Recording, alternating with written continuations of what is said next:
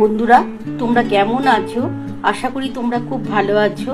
আমিও খুব ভালো আছি। আজকে তোমাদের আমি ডিমের কারি রান্না করে দেখাবো। এই ডিমের কারি করতে কি কি লাগছে দেখো। আমি ডিম নিয়ে নিয়েছি 6টা, আর এর মধ্যে দেবো পেঁয়াজ, রসুন, আদা, টমেটো। তোমরা দেখতে থাকো কিভাবে আমি রান্নাটা করছি।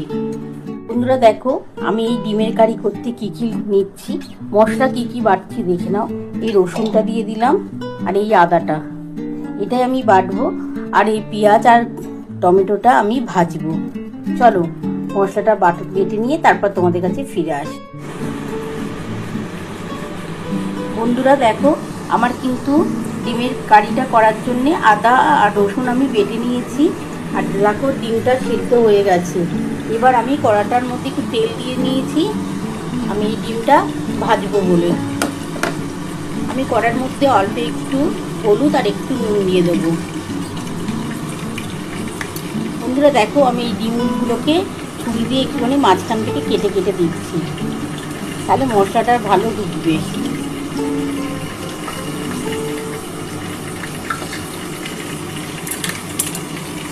এর মধ্যে একটুখানি নুন আর একটু হলুদ দিয়ে দেবো। দেখো বন্ধুরা, আমি অল্প করে একটু নুন দিয়ে দিলাম, আর অল্প একটু হলুদ দিয়ে দিলাম। আমি এই তেলের মধ্যে আমি ডিমগুলো একটু ভেজে নেব। তেলটা গরম হয়ে গেছে, আমি ডিমগুলো একটু ভেজে নিচ্ছি।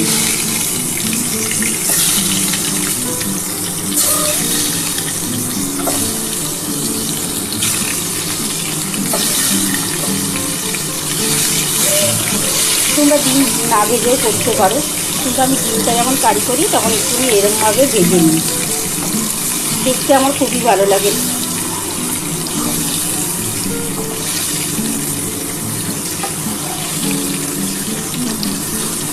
তোমরা এইভাবে একটু করে খেয়েও দেখো, খুব টেস্ট লাগবে তখন ডিমটা। একটু অল্প করে ভেজে নেবে।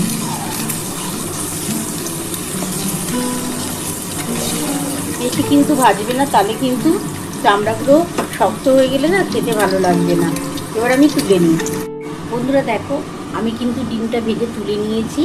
এরপর আমি এই তেলের মধ্যে আমি পেঁয়াজটা দিয়ে দেবো। একটা বড় পেঁয়াজ কুচিয়েছি, তোমরা দুটো পেঁয়াজও দিতে পারো, যেহেতু আমার পেঁয়াজটা বড় ছিল আমি ওই জন্য একটাই দিয়েছি।